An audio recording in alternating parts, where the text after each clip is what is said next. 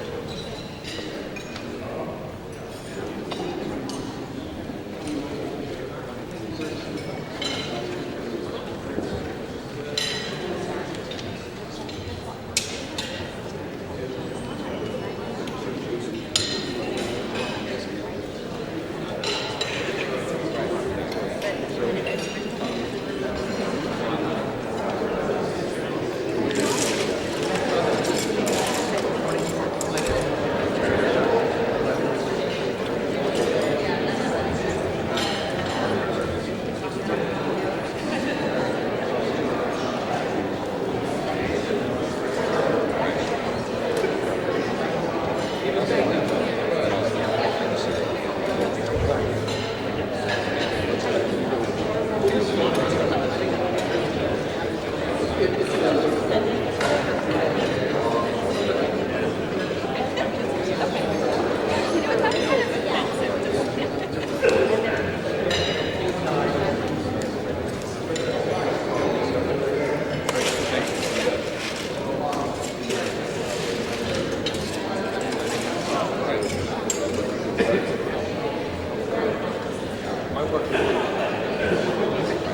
I just look good.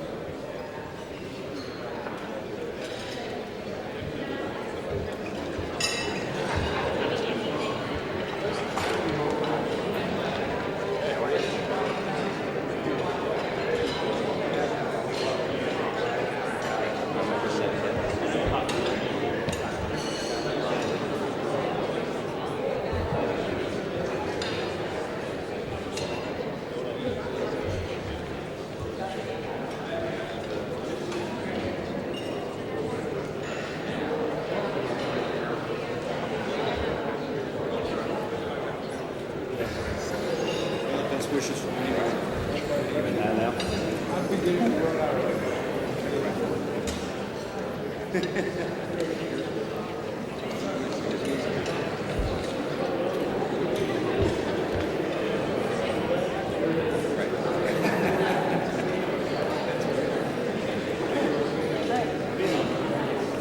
good morning, everyone. Let's get started.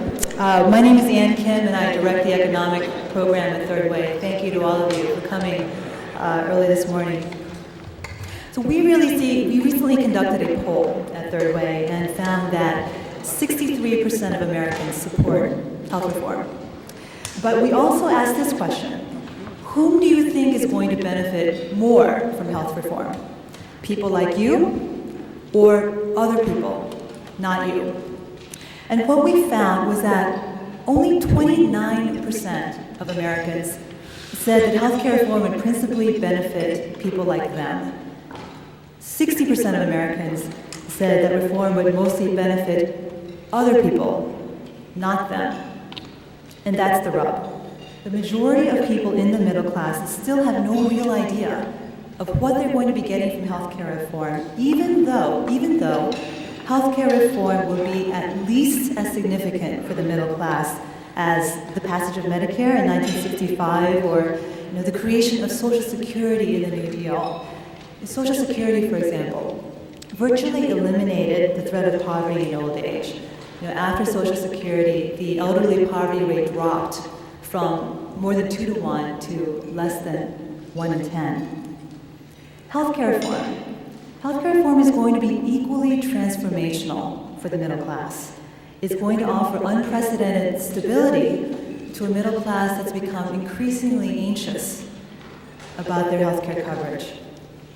Today, Third Way is releasing a paper that lays out our case for healthcare reform, and we take the perspective of the middle class. In this paper, we answer that all-important question: what's in it for me? We've helpfully titled this paper, What's in it for me? 10 Benefits of Health Reform for the Middle Class, and we encourage you to pick up a copy outside the door. The offer that's being made to the middle class within reform is not just historic, it's game-changing. And that is all the more reason why healthcare reform must succeed. This morning, we have a stellar panel that's going to talk about how we're going to get reform to the finish line.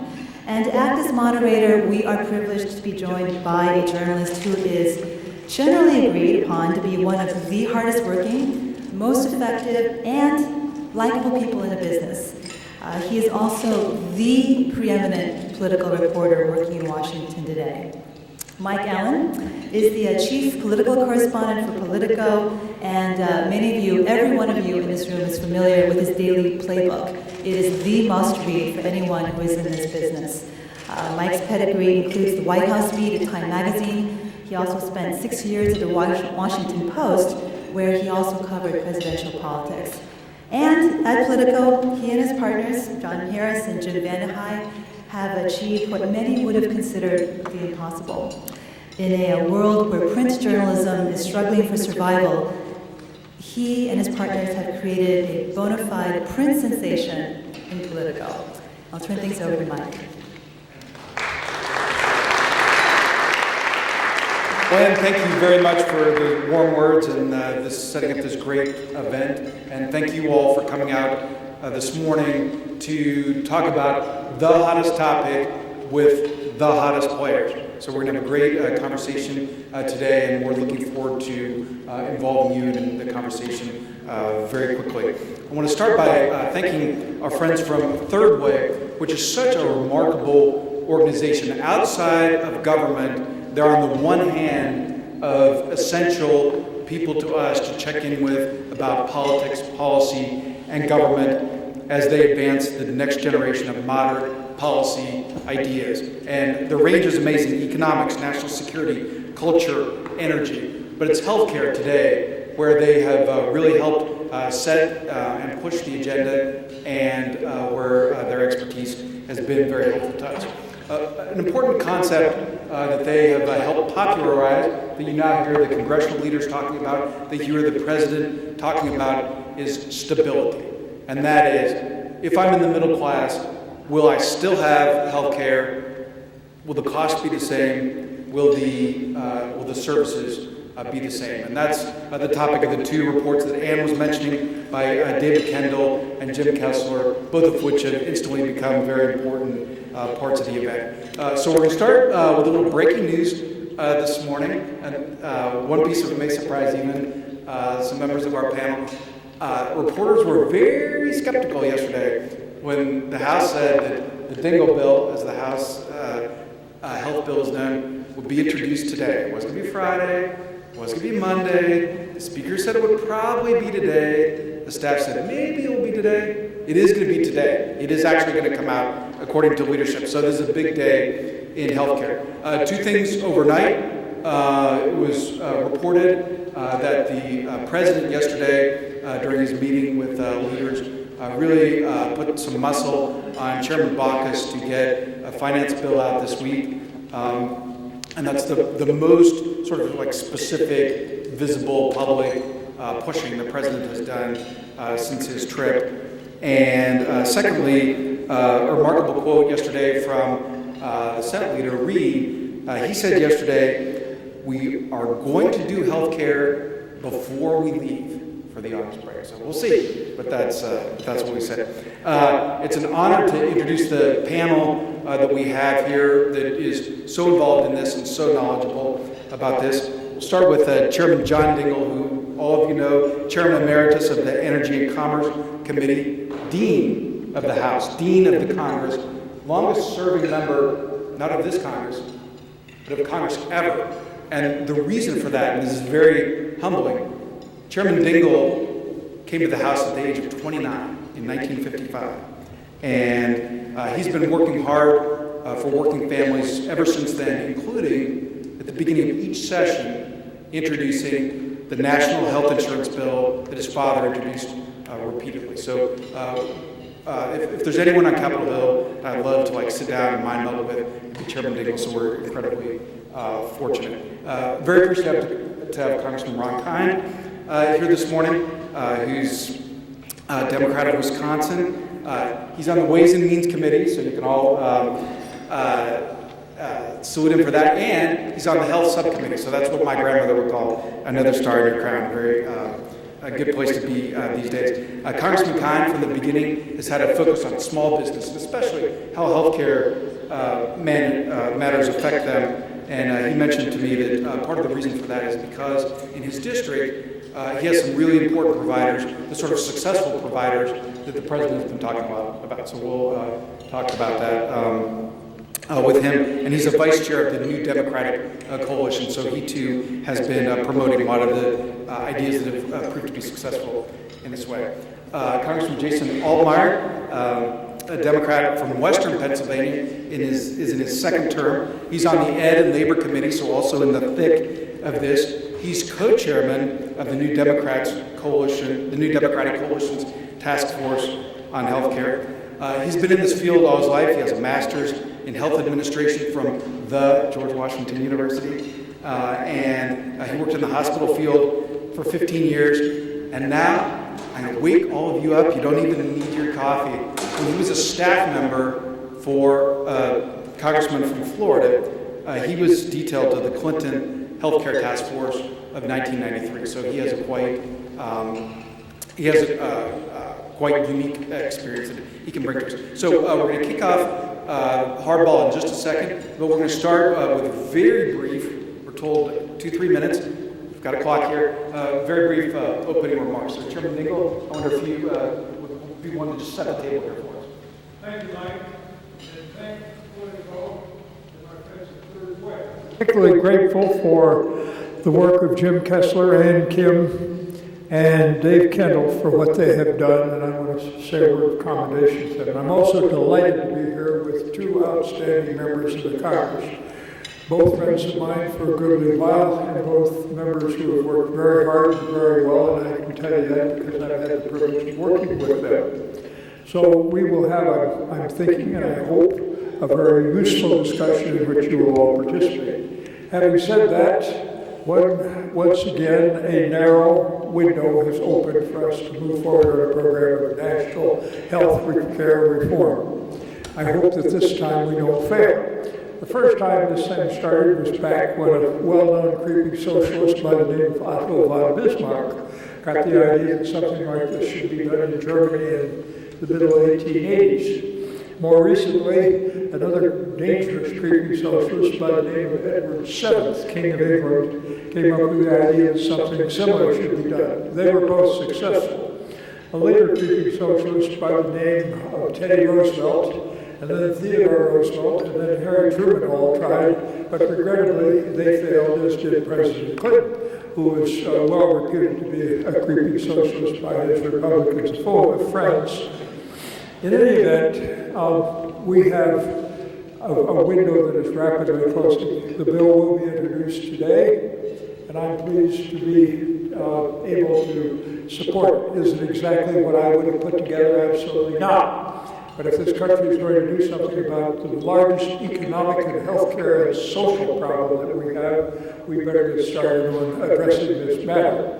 When my dad started out, this was a matter of healthcare and a moral and social concern. Today it's still that in a very real way, but it's a worse situation because now it's an economic problem that unless we confront it with diligence and vigor, it's going to wreck the country. Because somewhere around 2080, the two cost curves, one of healthcare costs and the other, the gross domestic product, will cross.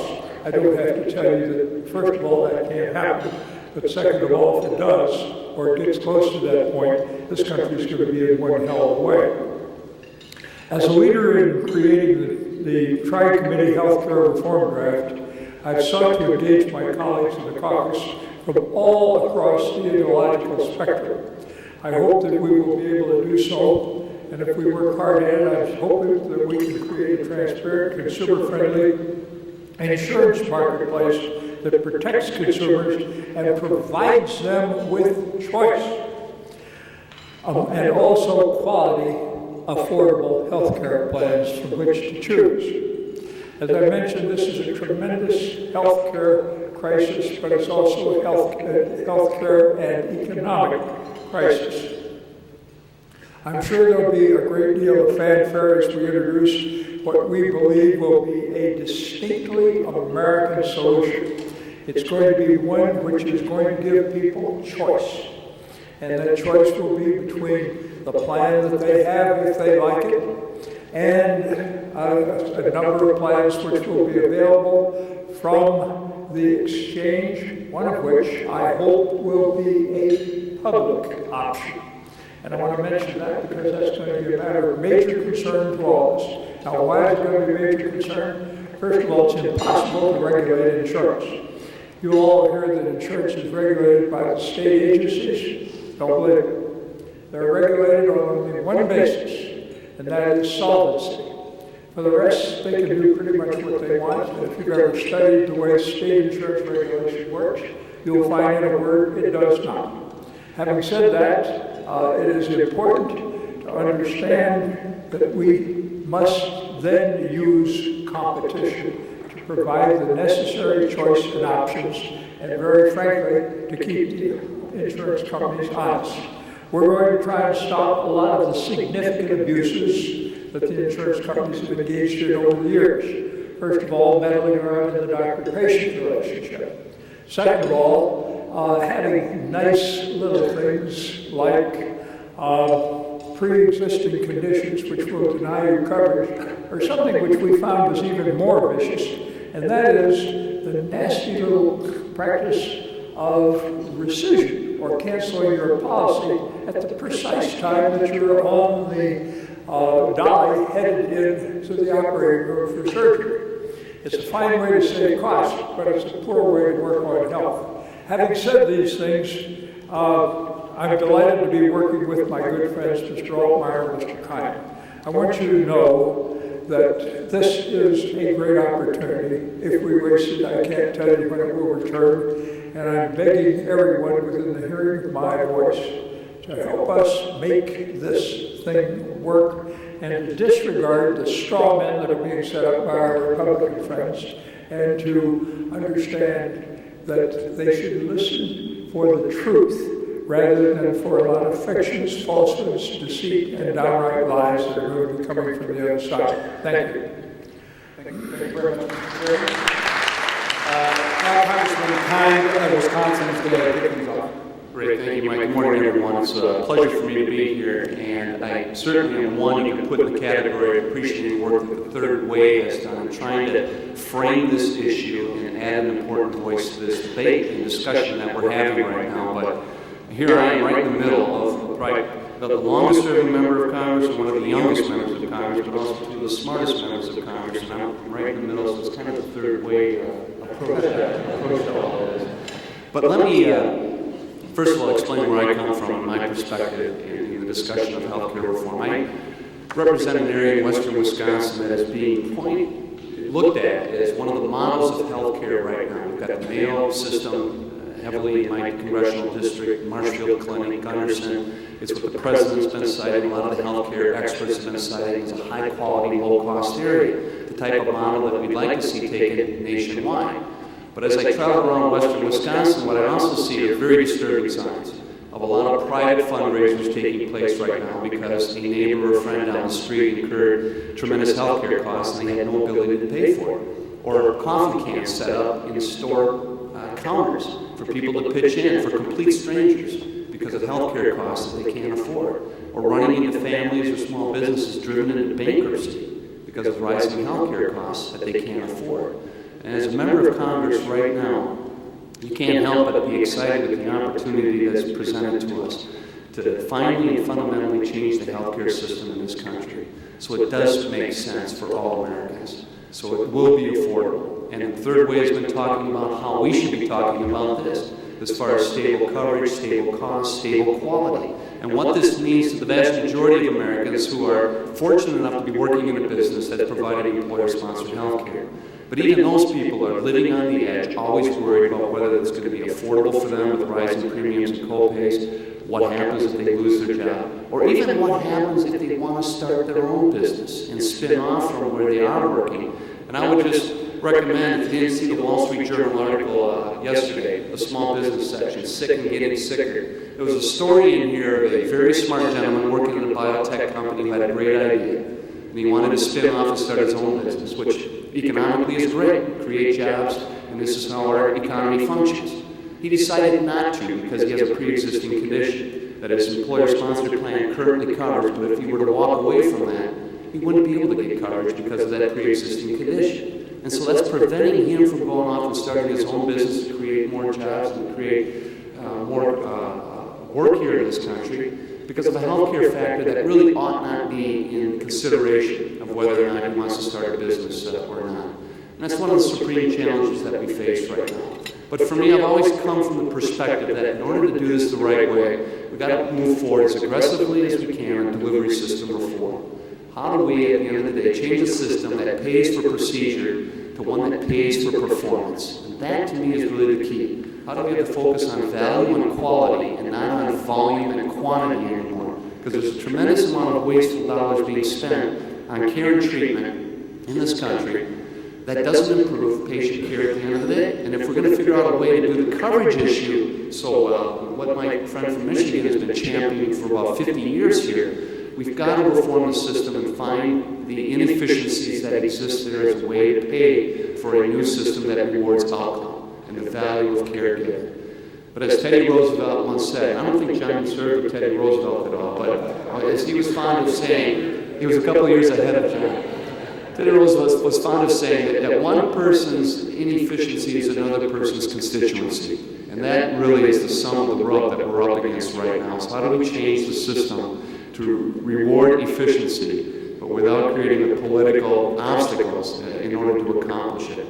And as one of the vice chairs of the New Deal coalition in Congress, I couldn't be more proud of the healthcare task force that we formed, that Jason's been co-chairing, along with Lois Capps and Allison Schwartz, to help kind of lay this out for the New Deal coalition, who I think have been having a very important and influential voice in the discussion of healthcare reform. So we're looking forward to the challenge. And John Dingell is exactly right. We face a unique American challenge that's going to require a unique American solution, one that does offer Americans more stable coverage with stable costs, stable quality. I think that's something that everyone gets. Thank you, Mike. Thank you very much, Congressman Kind, for starting us off. And now Congressman Altmire of Pennsylvania is going to finish up. Thank you, and thanks to the Third Way, you are playing a critical role in this debate and will continue to do so moving forward. So thank you for putting this together. It's an honor for me to share the dais here with Mr. Dingell and Mr. Kind, two friends and certainly leaders in this issue. And I see a lot of friends around the room, people I've worked with, and this is an exciting time. You're going to have the bill in front of you today, and we're going to really be in a sprint to the finish line. And the title of this is How to Get Health Care Across the Finish Line. And we're going to get into the policy during the discussion, and my colleagues have outlined some of the problems that exist in health care, which we all know. I want to talk about why we're going to get this done. I'm confident we're going to pass health care reform. We're going to have it signed into law because it affects everybody. Every individual, every family, every business in America has a unique personal story to tell with regard to some problem that they've had with health care. Whether it be a grandmother who had a bad experience in a nursing home, or an insurance company that denied a claim and they spent time on the phone with that, or a bad experience at a hospital, a quality of care issue, a small business owner that has to make the decision to drop coverage for his or her employees because the costs have gone up too much. Everybody has a story. So unlike, say, cap and trade, which we just did a couple weeks ago, which to many is this abstract concept that nobody understands, what is climate change, what is cap and trade, healthcare is not like that. Healthcare affects everybody, and everybody understands. They might not be intuitive, but they understand that they're already paying for people who don't have health insurance. I had a woman come up to me at an event in one of the more conservative areas of my district and tell me all the reasons why she didn't like President Obama and Speaker Pelosi, and she wasn't very happy with me either. And she said, "And don't you dare take my take my health care through the government. Don't nationalize my health care plan." And I said, "Well, what are your concerns?" And she went through and she said, "I don't want you to take my money to pay for those people that don't have health care. I'm doing fine. That's their problem. If they don't have health care, that's up to them." I said, "Here's where you're wrong about that. You're already paying for them. They show up at the hospital and they get treated and they send the bill to us." And I went through the cost shift and the things that the people in this room know, and her eyes lit up. And she said, "It's so funny that you say that, because earlier this year I had a procedure done at the hospital and my insurance only covered part of it, and I had to pay $18,000 out of pocket. And I asked the hospital as I was going through the bill, why does everything cost so much? Why does an aspirin cost $10?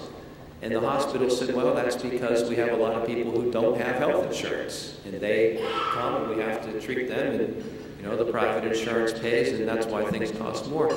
So you're right. Now, you can't have that individual conversation with everybody in the country that listens to the talk radio or that gets their news through sources that may not be telling the whole story.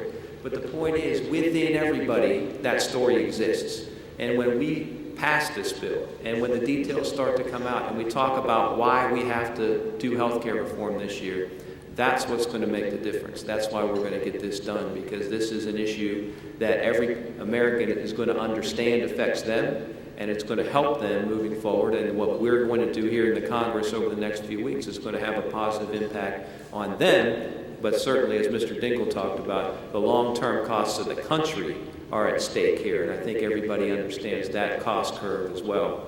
So I appreciate the opportunity to be here and look forward to the discussion. Thank you very much.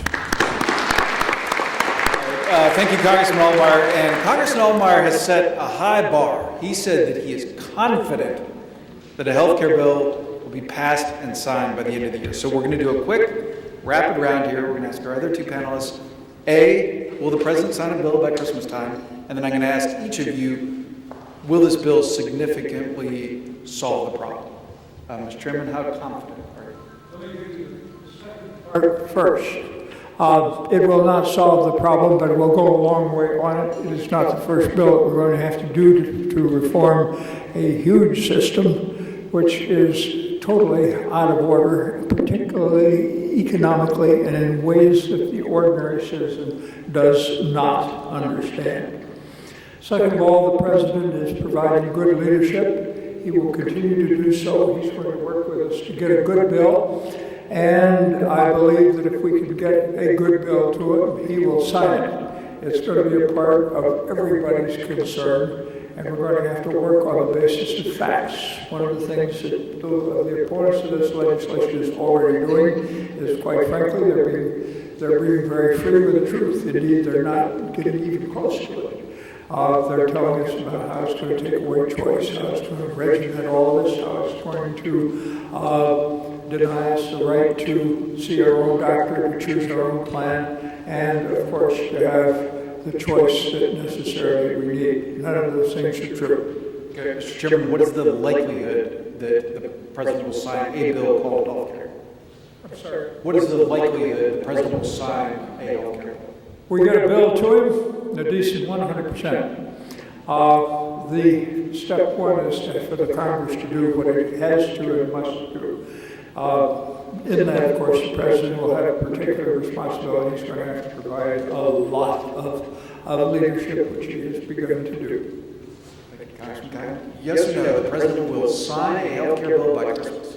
Yes, the President will be signing a bill with a lot of John Dingell suggestions in that bill before Christmas. But here's the thing, we ought not let the perfect be the enemy of the good. And we have a culture in the practice of medicine right now that we're hoping to start changing. And that doesn't occur overnight. So a lot of the things that we're doing are investments in the future to lead to the type of change that we need. For instance, under the American Recovery Act, a large investment in health information technology build-up, which is going to take time, and then make them all interoperable systems so we can go to electronic medical records to reduce error, increase efficiency, improve the quality of care. Money invested in comparative effectiveness research, so we learn what works and what doesn't work at the end of the day. That's not going to happen overnight. There are a lot of things that we do know that works well today: accountable care organizations, medical homes, emphasis on primary care physicians that we're including in the bill. But the overall culture of change is something that's going to take time to evolve. So it will not be a perfect bill, but we hope it's one that advances in the right direction, which will lead to increased quality at a lower cost for all Americans. Congressman Altmire, how incremental or robust will this bill wind up being? I think that this bill is going to be on the robust side. I think if you look at what the challenges are, everyone knows that there are disagreements, but we're not that far apart. And there are things that everyone wants to achieve that you can't do one without the other. For example, no pre-existing condition exclusions, no lifetime caps. You have to take all comers on the insurance side. The only way that approach works, and everybody wants to do that, is if you get everybody into the system. Because on an actuarial basis, you have to have a risk pool that's spread out and get those young and healthy 21-year-olds into the system who are currently choosing to sit it out. So if you say you want to have one side of the equation, you have to have coverage on the other side. And if you want to bring down the cost, we all know how to do that and what the approaches are to do that. Competition is certainly a part of that, but systemic reform is a big part of that too. And that's one of the things that I felt personally was left out of the initial discussions. I think we're going to improve that part moving forward, and I am confident that this is going to be a bill that touches on everything that needs to be done. It won't be perfect, it won't solve all the problems, but it'll be certainly the biggest step that we've ever taken with our healthcare system. Congressman Kind, you talked about stability of cost, coverage, and quality. Taking the question here, what's in it for me? For the middle class, is it possible to get all three? As you know from the polling, that's one of the biggest areas of skepticism for the American people. It is, Mike, and I think this is where the third way has been especially helpful, is when you look at 2/3 of Americans already receiving health coverage through their employer, they are wondering what is ultimately going to be in it for them. Jason alluded to this earlier in that there are hidden costs to the uninsured in the system already. On the average of $1,100 in increased premium payments every year for the typical family who does have coverage. So by going to a universal system where everyone's into the system, you're able to spread the risk and therefore spread the cost, should bring cost relief to the person who's already receiving health care coverage. But so much of this is going to depend on delivery system reform and how much we can push the system to go to a value base as opposed to a volume base, where the huge cost savings can really be realized. I also like the idea of creating this national exchange or national purchasing pool with competing plans in it, including a public option to compete with the others, but for people to go in and be able to shop. I mean, right now, we've got a small group market that really is failing, individuals and small businesses and family farmers throughout the country. It's too expensive for them to go in as individual actors and try to find health care that they can afford. By creating this exchange, it gives them more of the leverage that large companies have today and better negotiating that position too. That too, I think, is going to be very helpful in bringing costs down for the typical person. Now, Congressman, what is your position on a public option with a trigger, that is, that would only kick in if the market failed to perform?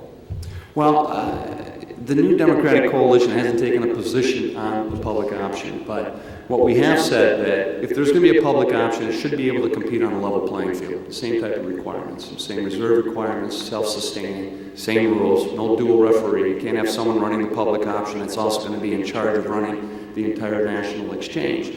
But there's also a more fundamental problem, one that cuts across the ideological spectrum, and one of the challenges we face in getting over the hurdle, and that's what to do with the geographic variation in the practice of healthcare costs, from the Medicare rate difference that exists from district to district to the utilization rate that exists district to district. And if the public option is going to be pegged to the current Medicare rate system, that's going to be a tough sell for a lot of members who are coming from, like my area, high quality of care at lower Medicare rates where they're being under-reimbursed for it. So on a larger plane, this does transcend ideology and really gets down to the nuts and bolts of how the public option is going to be paid for and reimbursed. Mr. Chairman, a very fascinating point that you have made is that it was not necessarily a mistake for President Clinton to take a specific bill to Congress. That's part of the sort of lore, conventional wisdom, that it was a mistake for President Clinton to give Congress a bill. I wonder if you could talk to us a little bit about your view of that and what lessons have been learned rightly and wrongly from that. Well, you've got to learn your lessons from history by reading it right and by understanding what it really is. I'm a great admirer and friend of both Hillary and President Clinton. The president in February made a great speech, in which he had the whole country with him. And then he proceeded to commence the drafting over a long period of time. The bill was completed in November. It came up here in November, and quite frankly, by that time, the insurance companies had spent about $500 million, which was equal to the cost of the presidential election at that particular time, to implant all manner of fears and doubts in the minds of people. Well, the end result of that, of course, Mike, was that the bill failed at that point. But worse than that, the bill really didn't get pushed by the administration until the following March. The mistake that Clinton made was not in drafting a bill. It was in drafting it so slowly and in the way that it was presented to the Congress. And essentially, the administration did a lot of compromising with itself and bargaining and arguing with itself as opposed to sending a bill up here. Quite frankly, it's my thesis, had the bill come up here a little faster, we would almost certainly have passed it. That is a lesson, of course, to this administration, and had this administration, I think, sent a bill up sooner, a lot of the difficulties that we're confronting could have been addressed by the system, which would have then had a vehicle for us to discuss and a mechanism under which we could begin the process of legislating a compromise and everything to go into the enactment of legislation. But having said that, we are where we are. We must now proceed to function within that system, and we're doing so, by the way, with remarkable goodwill. And I want to compliment Third Way for this meeting, and particularly thankful for the chance to say this, but almost everybody in the Democratic caucus wants a bill. There are some differences on what individual members can support, what their districts will support. And there's also some compromise, and some concern on the part of some of my colleagues about the peril that confronts them as a result of this and the cost that's going to be attained. Now, just to give you a quick answer on that one, we're going to have to understand that there are some enormous savings that are structural in reforming the system, and I'll try and address those later if somebody asks the right question. That's your cue, and we're going to bring you the conversation momentarily. While you're getting your question ready, I'm going to ask Congressman Altmire, you were on the front lines in '93. What other correct lessons can we learn from that? Do's and don'ts. Well, I think you're seeing a 180-degree different approach, as the chairman explained. We have a Congress that's directly involved in writing the bill. That wasn't the case before. And I was a 25-year-old staffer at the time, so I make no claim to having been actively involved in the policy. But I sat in on the meetings, and it was a group of people who weren't political people. They were very smart, very attentive to healthcare, experts from the field and experts in policy, but not at all experts in politics. And I remember the discussions evolving to a point where there were things that were non-starters that nobody would budge on, a lot of lines in the sand. And as certainly Mr. Dingell remembers, they came and they dropped a 1,300-page bill on his desk and said, pass this. And that's not the approach that's being taken this time. I think a lot of the people who were scarred from that initial view in 1993 and 1994 are participants with President Obama on his staff, but also still remaining here in the Congress and out in the community helping draft the bill. So I think the approach that's being taken is going to lead to success this time. Mike, if I could just add, and I wasn't here in '93 for that whole debate, so I don't have any skin in that one, but what also is different is that the stakeholders have been at the table and they're trying to be constructive in finding solutions, whereas before I think battle lines were drawn very early, the ad war started very early on, and this time we have a president with remarkable skills to bring people all under the same tent, hear from them, and this president has done more outreach in the first 6 months of his administration, calling people in, coming up here, and he's fond of saying he wants just the best ideas. He doesn't care if it's a Republican idea or Democratic idea or wherever. He wants the best ideas to get this done because he understands how fundamental this is to the future prosperity of our country and the future concerns of our citizens. So by keeping the stakeholders involved in the process too, I think is a helpful development in all this. All right, now one of our hosts here at Third Way is Sean Gibbons, and the next question I'm going to blame on him. I'm going to ask Congressman Kind, if a health care bill fails, what will be the impact on the midterms? Well, failure is not an option. So we'll go back to Apollo 13 here and say that Mr. Dingell is right. There's great consensus within the caucus that we have to move forward on health care reform because the status quo is just not an option. With rising costs, if we don't do anything, it's going to result in higher costs and less coverage for everybody. Okay, but let's talk about the nuts and bolts impact. Say you have a health care bill to go out within the midterms. Like, what's that going to mean for Democrats? What's that going to mean for Republicans? Well, right now I think we're just focused on trying to produce the best bill possible and see whether or not we can come up with the votes. And then this will shake out, in the political arena, however people perceive it. But I think this is a very important item, and one that the president on down to leaders like John Dingell have been devoting their entire careers to trying to change a system that's failing the American people. This is our moment. This is the time when we have to try to accomplish something. Congressman Altmire, could you talk to us about the politics of it? Yeah, I would agree that failure is not an option. If we do fail, we've moved so far down the road that we're going to have angry people on all sides. Interesting. That's a very interesting point. You're going to have members having to cast difficult votes on tax increases and policy options that can be spun for political purposes in a negative way. And you're going to have not helps the people who want to pass health care reform. So everybody associated with this debate will be unhappy with that result. Okay. All right, good stuff. Questions?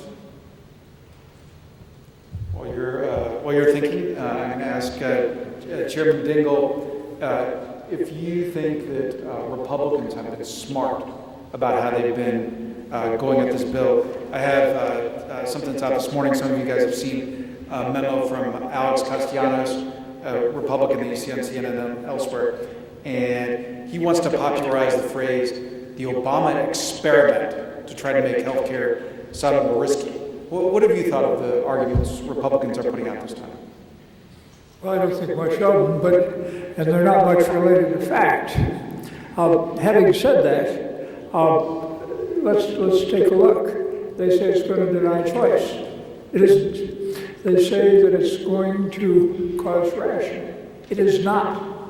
It's going to cover 47 million Americans who don't. They say we can't afford it. The hard fact matter is we cannot not afford it. They say that we have no experience with it. Well, we don't have a whole heck of a lot of experience with it in this country, but we've seen what every other country around the world has. And one quick point. If the United States had a health care program the way our principal international competitors have, we would be saving about $1,600 a car that could go into the production of an automobile instead of paying healthcare costs. For a yardstick, there's only $750 worth of steel in that automobile. So think about what that would do to making us competitive. Small businesses can't afford healthcare. This is a major criteria for hiring. And if we could help them with that, which we are going to do in this legislation, would be much better. Now, there's some inhumanities in this situation that I mentioned earlier, one of which is the simple fact that pre-existing conditions and rescission are causing a huge distortion in a rational market. And the insurance companies are making their money less by providing a good and efficient healthcare service under their insurance programs than by, quite frankly, risk avoidance. We would get rid of all of those things. So these and other things tell us, plus the fact that we can't afford the collapse and the crash that's coming when the healthcare costs and the GDP curves cross on the graph, tells us we better get cracking and darn soon. Agree, disagree, sir, right here.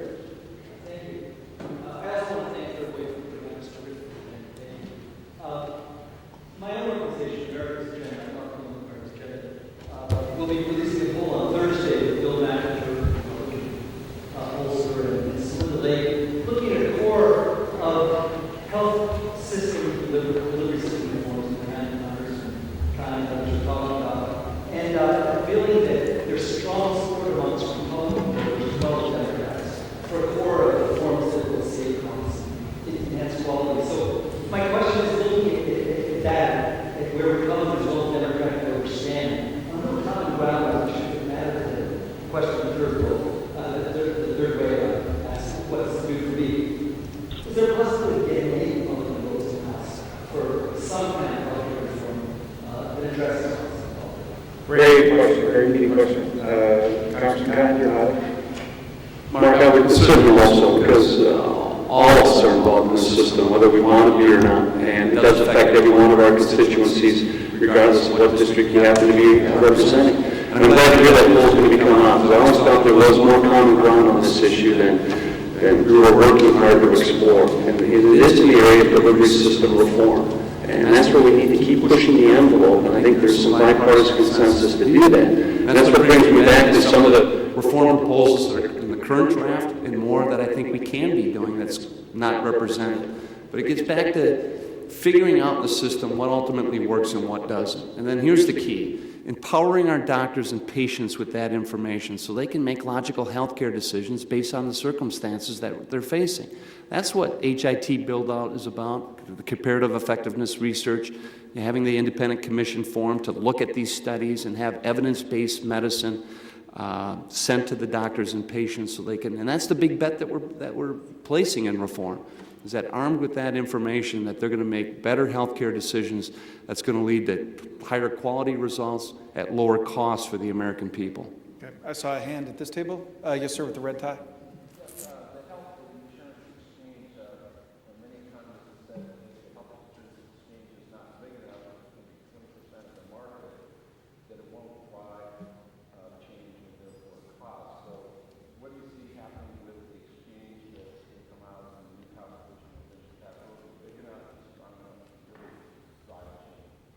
Congressman Altmire, you want to grab that? Well, I think we're all going to find that out today, what the initial draft is, but those concerns that have been raised are true. You have to have it be big enough to achieve critical mass so that you can have the selection criteria in place that federal employees have. The example everybody uses with the FEHBP, you want everyone in America to have that same menu of options and be able to look at cost and their family circumstance and whatever the factors that go into their own decision, but have a variety of choices. And again, that only works if you have that in a big enough way across the country through regions, whether it be MSAs or states or nationwide. You have to have a system in place that exchange exists for everybody. Okay, I think we had a question down front. Yes, ma'am. I guess I just look to some of the issues that really divide and really maybe not have consensus. And you mentioned one of them, the public plan. And I know that Chairman here talked about some of the concerns about insurance companies, and it seems like there's a lot of reforms that you're already putting forward in the plan. And when we look at FEHBP and its success, people being able to choose among those plans, that's a lot of people who have that coverage and are happy with it. When we look at the Medicare Modernization Act, where we have prescription drug medicine where people have to choose, there's no public plan in that. Yet there was government oversight, and I think huge success. And while I know people feel very strongly about the public plan, I also worry about that being one of the issues that really brings this down, especially if you don't get a lot of the playing field. And I think we should be looking at ways that we can move reform and try to take away some of those issues that I think are bringing it down. The other one I think you mentioned is comparative effectiveness. And done well, you provide better information out there to providers and patients. Done in a very government-handed way, you get, I think, a lot of Republicans, and we had in the last debate in the stimulus package saying, here's government trying to choose which technology works and which doesn't, and by action. So I just, as we go forward, I think we need to make sure that we're not putting up these barriers. Okay, Mr. Chairman, do you think that the public plan could be a deal breaker, as she suggested? Do you think that having a public plan in the bill could be a deal breaker or a deal killer? Well, we've got to build a critical mass of votes. In other words, we've got to get something which will pass the bill. Look, I'm going to be honest with you. What I want and what I would do if I were mine and the bill that I've sponsored for 50 years is a single-payer plan. I think that's where we're going to go. But I'm like Prime Minister go to China. And I say I don't care about the catch whatever, but I want to catch mice. So we got ourselves a huge problem, which we better get the necessary number of votes. I've already backed well off where I would like to be in terms of production of it. I have told my friends in the insurance business that we are going to give them a public plan if there's any ability on my part to do so, but it's going to be one on which it will compete fairly with the insurance companies, because I think that has to be, and they're entitled to ask it. And if the public plan can't cut it under those circumstances, the people will reject it if we give them an honest choice. In like fashion, if the private plans can't compete, the people will reject it and move towards a public plan. The one reason I feel so strongly about the need for a public plan is, first of all, it gives a necessary and real choice. I get, by the way, sometimes when I'm running around my district, people say, now don't let them governmentalize my Medicare. I say, what in the hell's going on here? That's a government plan. But the hard fact of the matter is that insurance companies have behaved shamefully on this. I've investigated them a bunch of times. They sold one poor guy. We finally outlawed this, and then the Republicans repealed what we did. But we outlawed, they sold this one poor devil 37 plans. And he had 37 plans that all had a provision in that if he had another insurance plan, they wouldn't pay. And they all had pre-existing conditions. So he'd been buying himself 37 plans that weren't worth a tinker's damn. For a long time, the insurance company's been cutting a fat hog, and they hadn't told him, and they'd sold this to him under sort of a high-pressure system. And we found total inability of the states to regulate. So if we're going to give a choice to the people, we've got to see to it that it's a fair choice. It's openly achieved. People know what it is, and they won't have to worry about the fine print, because about the only fellow I know that can read most insurance policies, whether they're health insurance or otherwise, is some kind of a Philadelphia lawyer who can sit down with a magnifying glass and read the fine print. Now, I suppose, at least sitting in front of this camera, that we would all say that having Republican support is good. I'd like to ask Congressman Altmire, Congressman Kind, do you need Republican support? It would be nice to have Republican support. I think the Republicans are making a mistake in the way they're playing this. It's a missed opportunity for them to be able to craft a very important piece of legislation that is going to have an impact on everybody that they represent, as I talked about earlier. The only way that you can go back home and justify not voting for health care reform is to be disingenuous about what we're actually trying to accomplish. This is not a government takeover of health care. And they're going to go back home and they're going to say that's what this was. It's not. And if we pass a bill this year, that's what they're going to say that it is. But then a year's going to go by before the next election, and people are going to say, well, wait a minute, my plan hasn't changed at all. I still have the same coverage. Maybe I like it more. Maybe I have more options. But nobody took over my plan. Nobody forced me to do something I don't want to do. But in the short term, it's a powerful argument, whether it's true or not, right? It's a powerful argument. In the short term. Oh, it's a very powerful argument. Yes, it works. I have 135,000 Medicare beneficiaries in the district that I represent. A day doesn't go by when I'm back home that I don't have the same experience Mr. Dingell had, where someone will come up and say, who's clearly 75 or 80 years old, don't have the government take over my health care. Classic, classic. I think I saw a hand over here, ma'am. And maybe say your name and who you're with, if you wish.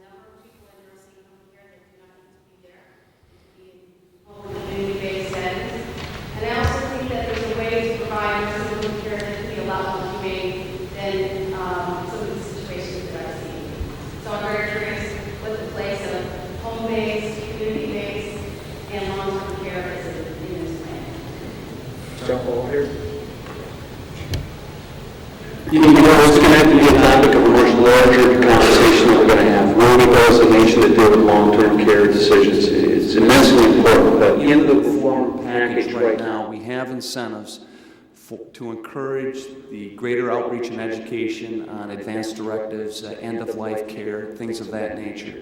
Really trying to encourage that kitchen table conversation to take place before families and loved ones are placed in a very tough decision of having to make health care decisions after an emergency or after their loved one is incapacitated. So in the bill, there's incentives for the outreach on advanced directives to get more people participating in those lines. But as far as the longer care issues, longer-term care issues that you're describing, there's going to have to be a much further discussion about that, where we go as a nation. I don't know if we're going to be able to get that all accomplished in what we're trying to put together right now. Congressman, I was interested in your reference to talk radio. I wonder if you could talk a little bit about how in Western PA and elsewhere that's played into this debate.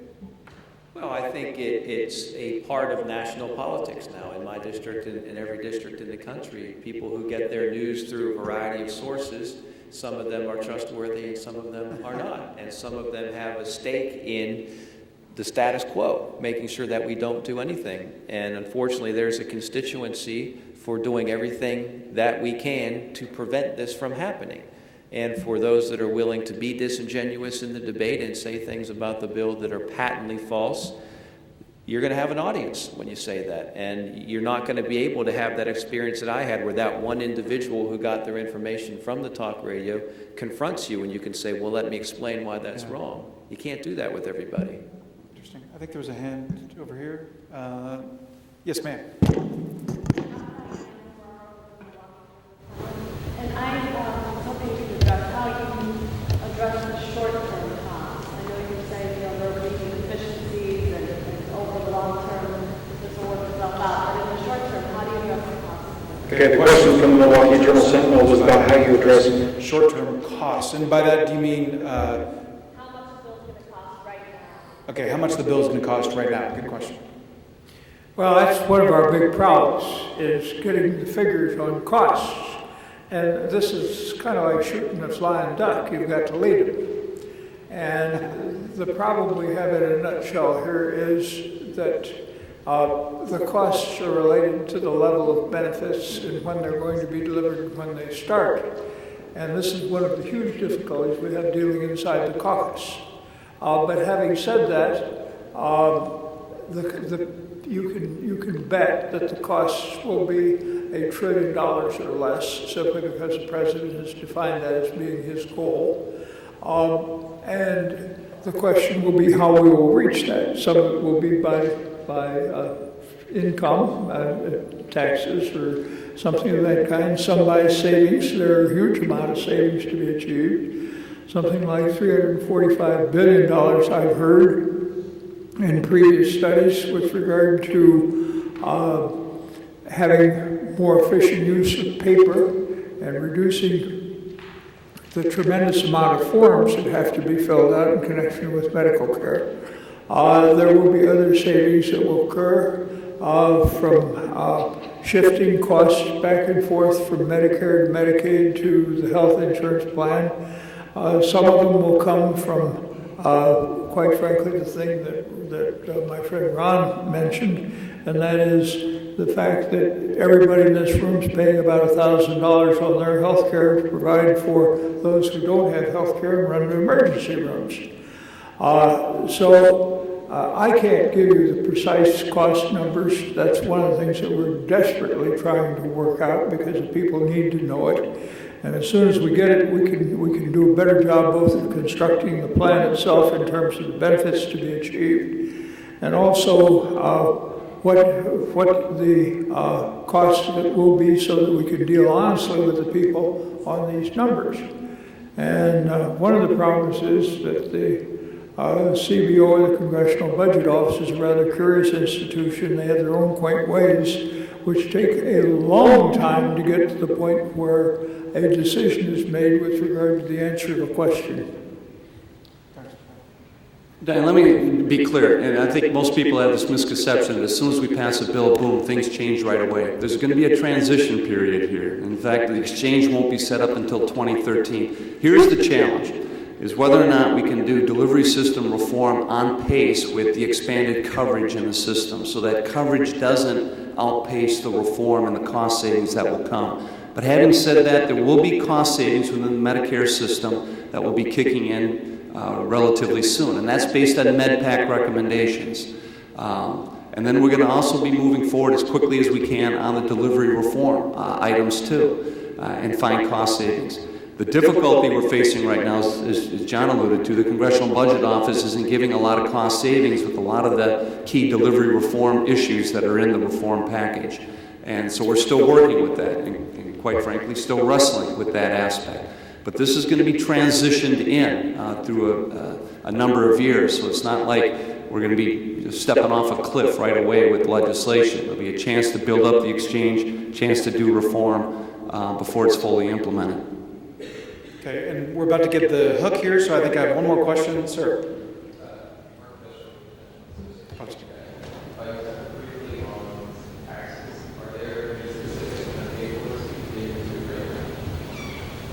And we're going to go over here. Go ahead and ask your question too. Oh, that's great. Perfect. All right. Who'd like to grab that? What was the question again? It was about pay-fors. And since I'm on Ways and Means, let me, first of all, we're talking over a 10-year period of less than $100 billion a year for health care reform.